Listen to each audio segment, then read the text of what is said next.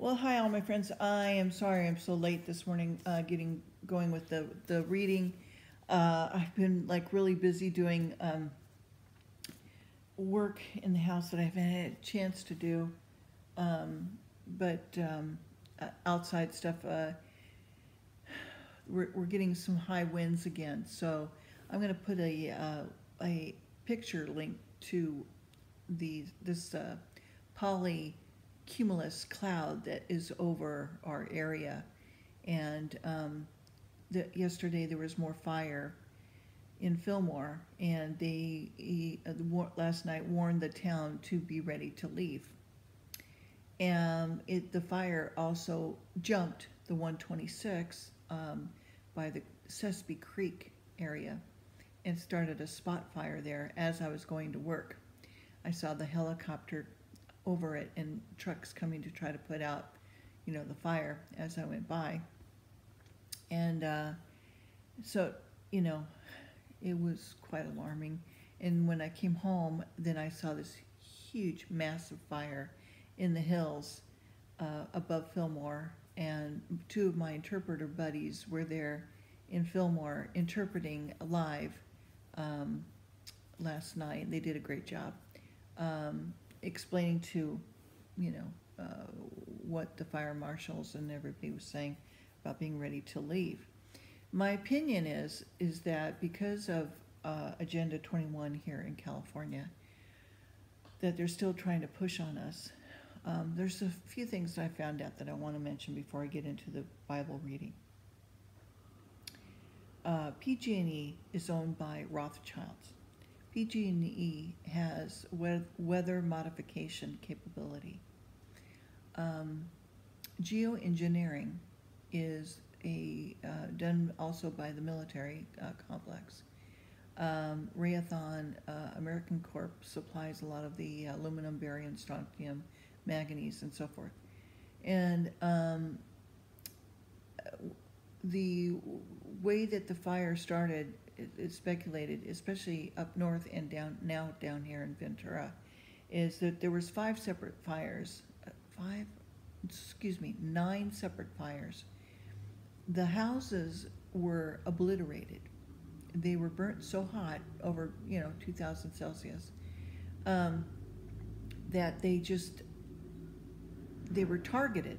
And why I say that is because around the homes and around certain buildings that were targeted, the parking structure was not touched, foliage was not touched.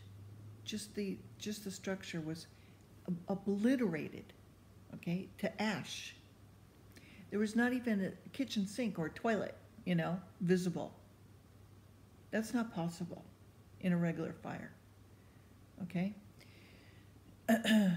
So, what they do is they have these planes that have kind of a bubble at the nose that sends out a microwave beam. There's concentrated light.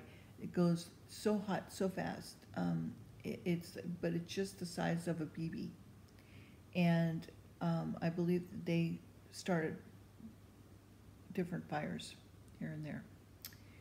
They knew the Santa Ana winds were going to happen. So to me, it's murder, okay? They targeted the folks up in Napa. Some of the reason that is speculated is because those folks voted against the change of meter readings, the meters that send off microwaves into your home.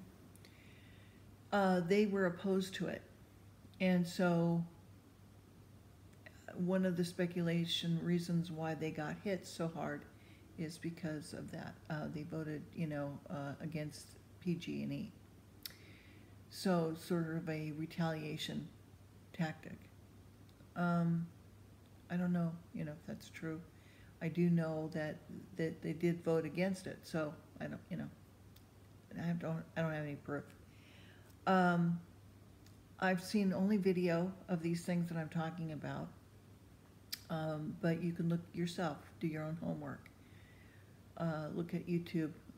Look at Grindel 21, look at BP Earthwatch. You can look at, just put in Geoengineering Dane Winningham, WIGINGTON, earthwatch.org. There's several different sites you can take a look at. Just put in California fires and you'll find different commentary on it. Put in Agenda 21 and you will hear of a lady who actually had all the paperwork, all the correspondence, emails about PG&E, and now she can't be found. So I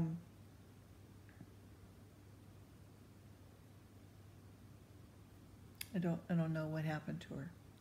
So she's on YouTube as well. Dutch Sense put out a video yesterday about Agenda 21 and he has obtained maps of what they hope that California will look like population-wise, and they feel is a link to get people out of their homes. That the new motto is be ready to leave your home.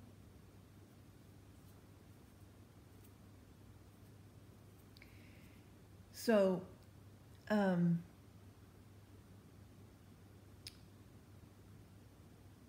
did they start these fires to get people out of those areas to come to cities?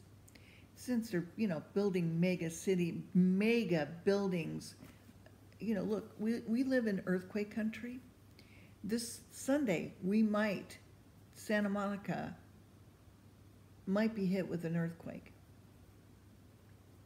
At least 4, or if not higher, maybe a 5.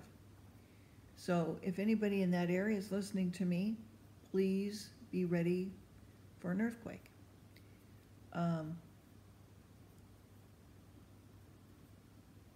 Where I live, it's considered a liquefaction area, and the ground underneath me will be like water. So is basically what happens.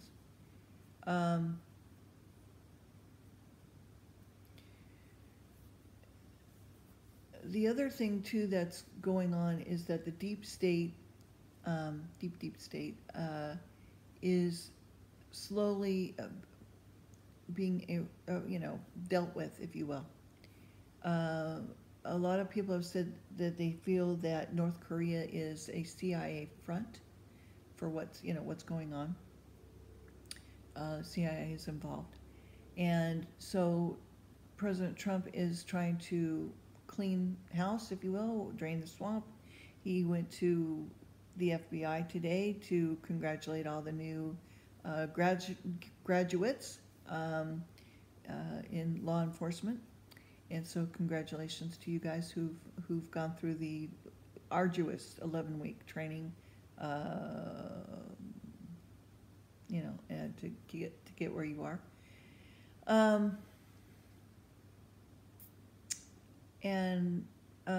So you can listen to, what got me interested in that was the Bundy Ranch situation happening out in Nevada, them trying to take away their land. So that's how I got onto that.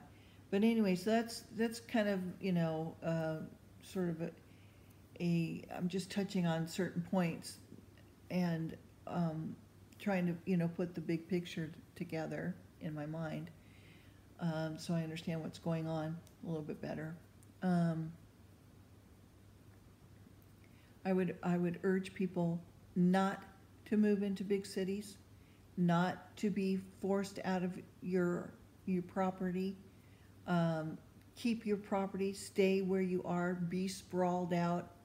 Don't let them try to corral you, if you're at all able. I would, encourage that very much so.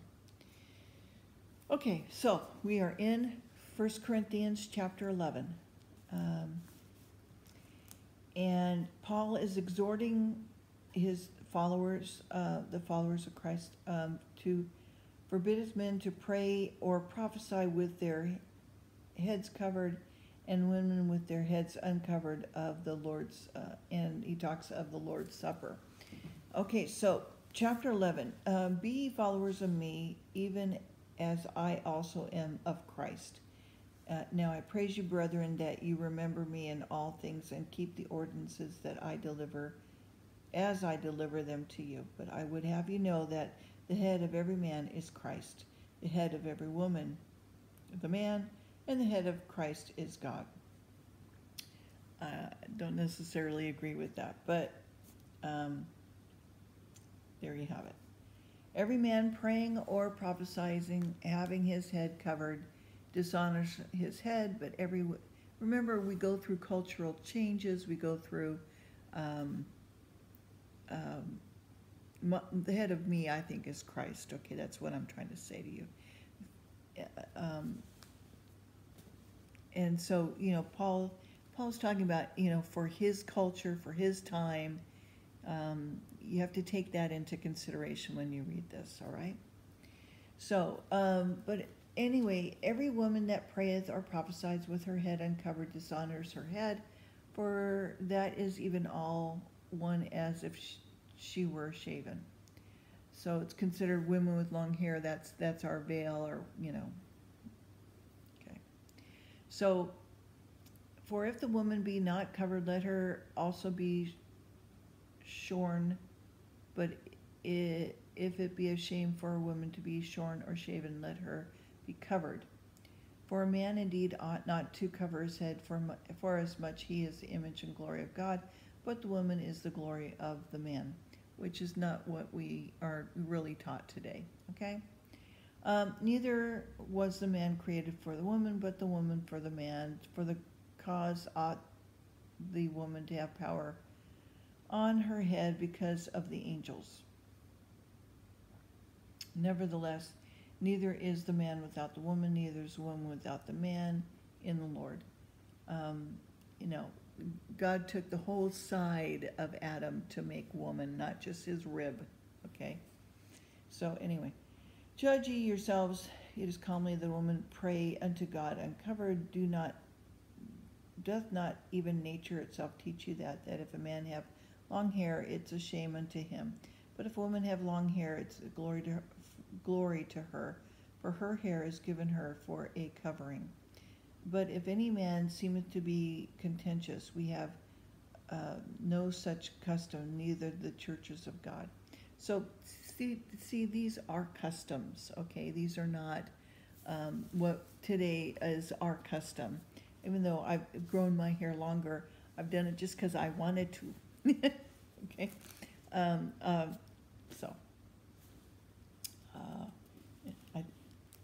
hope I look okay. Anyway, so for first of all, when you come together in the church, I hear that there be divisions among you, and I partly believe it. For there must be also heresies among you, and they that are approved may be made manifest among you. When you come together, therefore, unto one place, this is not to eat the Lord's Supper. For in eating every one taketh before another his own supper, and one is hungry, and another is drunken.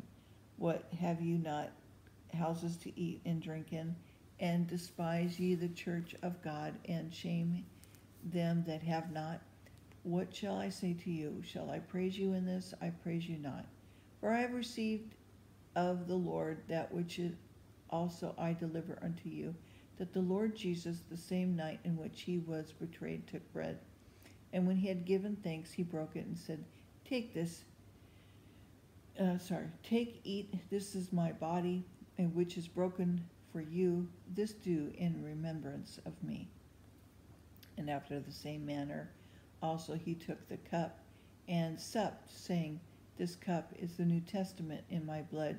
Do ye as oft as ye drink it in remembrance of me. And I'm going to just mark that for myself, because when I do my own communion, I want to be able to say these words.